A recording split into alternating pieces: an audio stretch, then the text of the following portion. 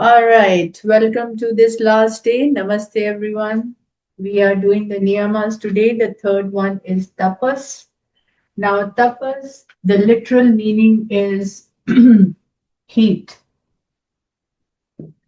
and heat comes from fire, right? And what does fire do when something is put in the fire? What happens? Two things might happen. It can get destroyed completely, or it can get cleansed. And with tapas, both things will happen. And tapas literally means heat comes from fire. Two things happen. Either the thing gets destroyed completely or it gets cleansed. So there is a glow, there is a shine after cleansing. Okay? So that thing which gets cleansed glows and shines. Now, tapas means austerity. If we want to understand, in English means austerity. It is not what tapas is not. We are going to understand that first. It is not denial. It is not suppression. Okay? And it is not suffering. You don't have to deny anything. You don't have to suppress anything. You don't have to suffer due to something. That is not going to be tapas. So it is not deprivation of anything. It is with voluntary and it is with happiness and joy. Now, what it does to you, what it does, it cleanses you, first of all, and it is a kind of discipline. You have to create a certain kind of discipline in order to move into tapas. Now, this discipline could be for the body and it could be for the mind or it could be for both. Could be either or both. Okay? Now, when we move into a certain kind of discipline, we are going to talk about the examples later on. So, what happens? Cleansing begins to happen. We are trying to destroy and cleanse ourselves by destroying the unwanted which is inside us, inside the body and mind. All right. So when we are in tapas, the energy, the flow of energy in the body and mind becomes really strong. And when it becomes strong, it is going to cut through the darkness which is inside. So it is going to cleanse us and help us to shine and glow later on. Okay? That is what is the meaning of it. Now, what are the examples or what are the ways? How can we move into austerity? So, one could be silence, observing silence for some time every day, keeping aside some time to discipline the mind through silence, right? The second could be fasting. Now, fasting is a great way to control the senses. It increases the tolerance level and it increases the strength to resist the temptation of food. So fasting is one of the ways you can follow austerity. The first one was silence, and then it could be pranayama, breathing. That is another way, right? And it could be observing or sitting, always posture wise.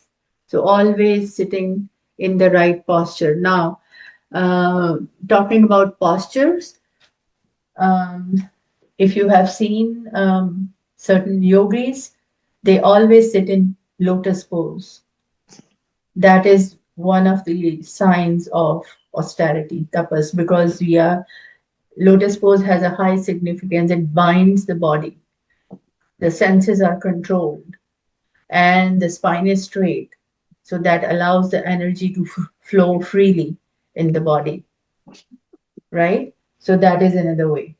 So silence, fasting, pranayam, and observing a correct posture, keeping the spine straight. These are one of the um, few of the examples of austerity, observing austerity. Any questions? Rupa, what is it we're trying to cleanse ourselves of in our bodies? Just Of our, yes, good question.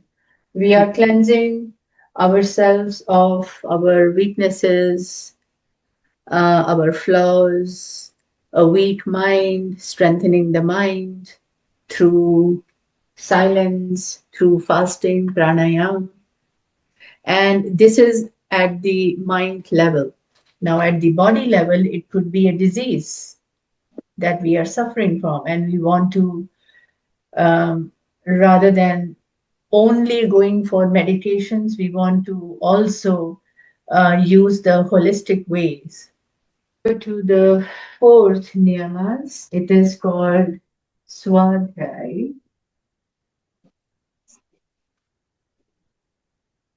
Dhyaye. Now, this is composed of two words. We can break it down. Swa means self, and Dhyaye means to study or to explore or to examine, to study the self is called Swadhyay. Now, here, first and foremost, because it is concerning the self, it does not involve others. It is only involving the individual. That is why Swadhyay, it also requires controlling the senses, control of the sense organs or the senses, right? And why do we need to control the senses? To focus. Even if we want to improve just a tiny bit, we need to know what we have to improve on, right? And that is self examination. So, and this is a way, like it is an entire overhauling of yourself, whether physically or spiritually. So, it does require a huge control of the senses.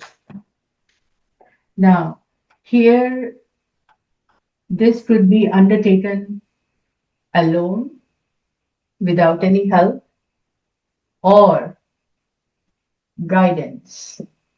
Now, guidance from a teacher, a mentor, a guru has been recommended, but it has also been said that there should not be dependence.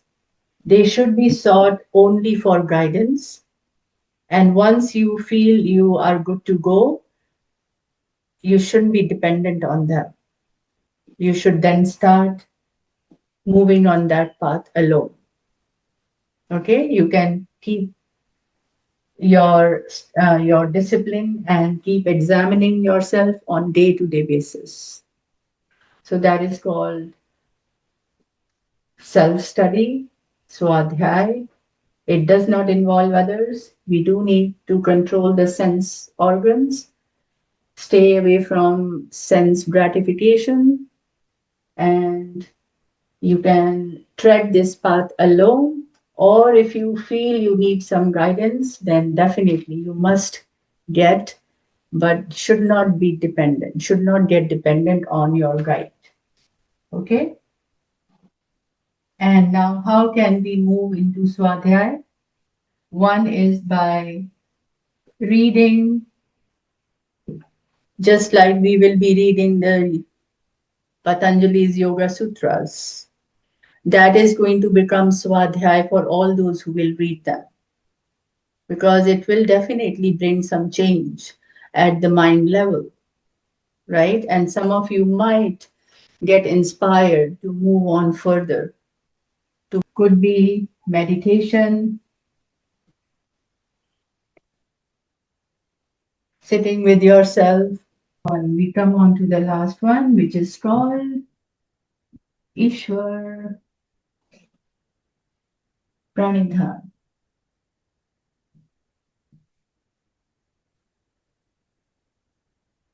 Again, Ishwar is the one divine power. Okay? It is called Ishwar. He is called Ishwar. Pranidhan means to surrender.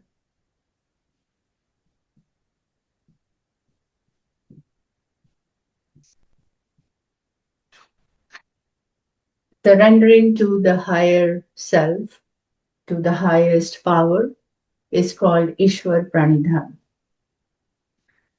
Now, here, when we have that understanding that there is a higher intelligence, larger intelligence than us, working as a guide, directing, guiding us, that's when the humility and modesty begins to happen in us. So the sense of I that we talked about yesterday, Mm-hmm. sense of mine, right? The sense of doership. I am the one doing everything. This fades away. Slowly, slowly, this begins to melt away. And once this, and this is the highest form of ego. We discussed that yesterday. So it is surrendering to the self. Now, this again doesn't mean that you stop doing everything and you just say, oh, yeah, there is somebody sitting up there and intelligence larger than mine, he will take care. That is not how this works. You are going to live your life the way it is moving right now. You are going to just do everything that you are doing right now, all your duties, relationships, and everything. But with this in mind. So whatever you do, whatever you accomplish or achieve, or whatever actions you have on a daily basis, there is no I, mine, or doership involved in that. So at the back of your mind, you always have this is being asked to be done. So I am doing it. It's just like there is a word called trustee. Trustee. Do we understand trustee? Who is a trustee?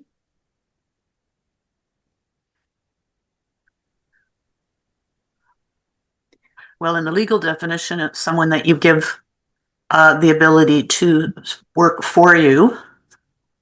Yeah, Yeah. absolutely. So apply that definition here. So The, you have been given the right, the power to do, to take care of those around you, Mhm. right? In the form of different relationships. So I am a mother to someone, I'm a daughter to someone, I'm somebody's wife, I'm somebody's sister or brother. So we are not we are not forcing the I, mine, and doership on them. We always have that sense of trustee that I am taking care of them, but I'm not, I don't own them. Is the trustee the divine one? Is that who we're giving our? We are living as we are, when we quit the I, mine, doership, we automatically become a trustee. Oh, I see. Oh. Yes. He is not the trustee, the one divine. We become the trustee. So whatever we have, whether it is the wealth, whether it is the health, whether it is the current life, it has been given to us to be taken care of. And with that sense, if we start living life, we automatically surrender everything to Him, and it's called Ishwar Pranidhan. So we open this Ishwar Pranidhan opens us to the experience of being nurtured all the time. Now imagine when you know there is always somebody behind your back. What will happen? You will always be so satisfied and always happy because even if things go wrong, I have somebody behind my back. Mm-hmm. Right? Let's take an example, everyday example. A minister's son or daughter, they don't have to worry about anything. And even if they get in trouble, what do they say? Do you know my dad? Do you know whose son or daughter I am? Mm. Right? Because they know there is somebody sitting there who will take care. So they are all good all the time. So that sense, there is somebody there in a larger intelligence. I know I am very intelligent, but somebody with a larger intelligence than me, nurturing me, guiding me, directing me in my life, then we don't have any fears or any kind of, oh, what will happen? No questions, right? That's the exact meaning and essence of Ishwar Pranidhan. Mm. Now, how do we practice this? The first thing could be gratitude.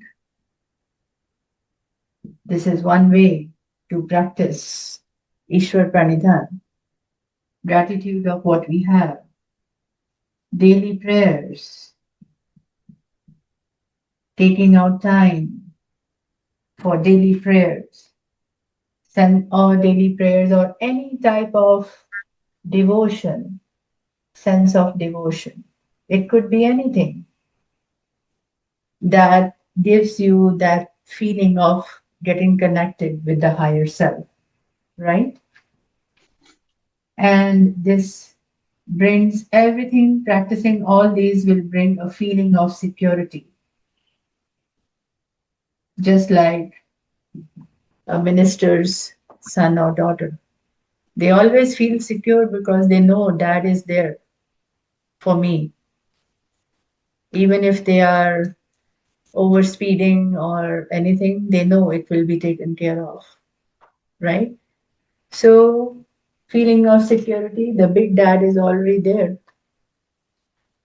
Whether things are not going right, he is going to take care, guide me, nurture me all the time. If we keep only this thought in our mind throughout the day, every day, life begins to change. So the everyday ifs and buts, how, why, they all become useless. That's the true meaning of Ishwar Pranidhan.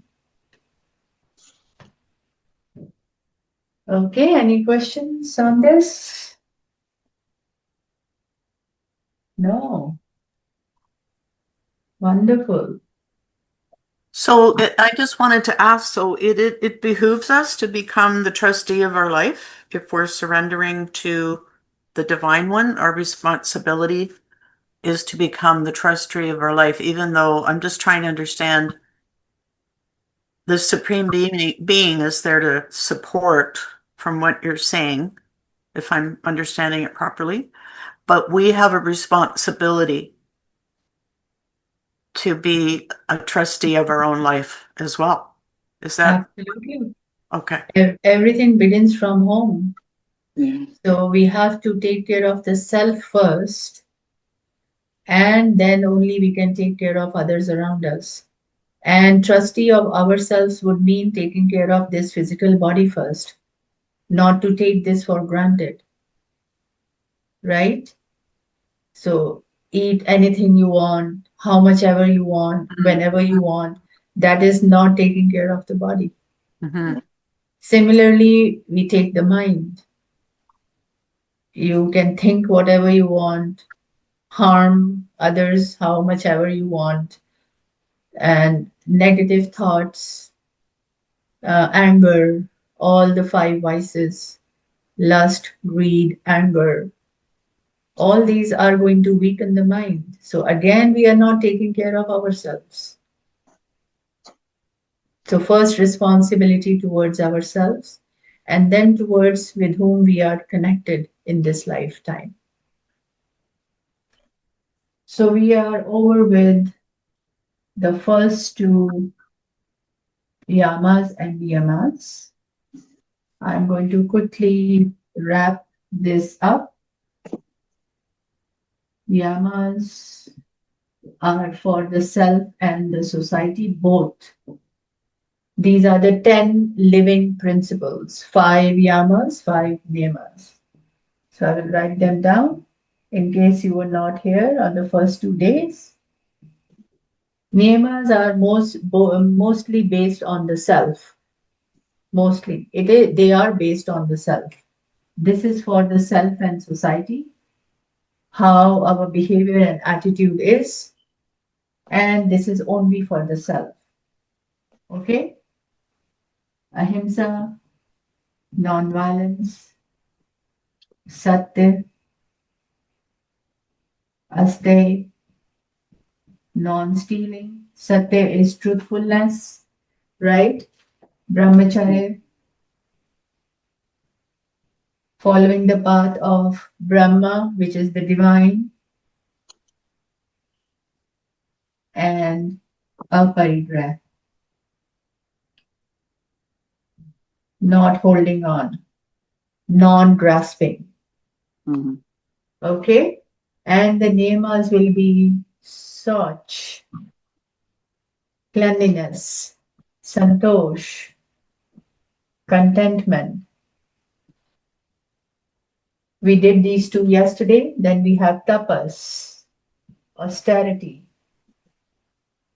to feel the heat of life so we can cleanse and we can be grounded. Swadhyay,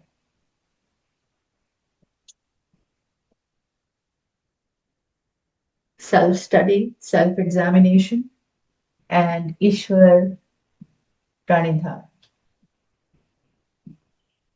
surrendering to the higher self, the highest power, the one God, the divine, or the highest intelligence in this universe. These are the 10 living principles which have been mentioned in Yoga Sutras by Patanjali. If anyone wants to even think of becoming a yogi, this is the starting point. Now, I have to mention this. All these yamas, niyamas, and all these six other um, steps towards becoming a yogi doesn't mean that you have to, unless you achieve perfection, you are not going to get anywhere. It is just a decision and the effort after that decision that matters. So let's say I decide, okay, I am meant for this path. And then I decide that, okay, I'm going to follow and start reading and keep following this. Now, first of all, the thought that I create that I want to follow this path is the first step towards becoming a yogi. So you decide, and then the amount of efforts I put into on this path how much I follow, how much I absorb all these things in my life will become my effort. And effort is directly proportional to my assimilation on this path, how much I get absorbed in this path. And the effort is directly proportional to assimilation, and that will be directly proportional to the amount of change I will bring in my life through my efforts. So we are not aiming at perfection. Why I'm telling you this is our aim is not to become perfect. Our aim is to start making an effort, to begin an effort. And gradually, as we stay um, determined, as we persevere on this path, things will begin to open up and we get more and more absorbed into our spiritual life. All right, good. So I'm going to stop the recording and then we can have a little chit chat. Thank you very much for listening to me.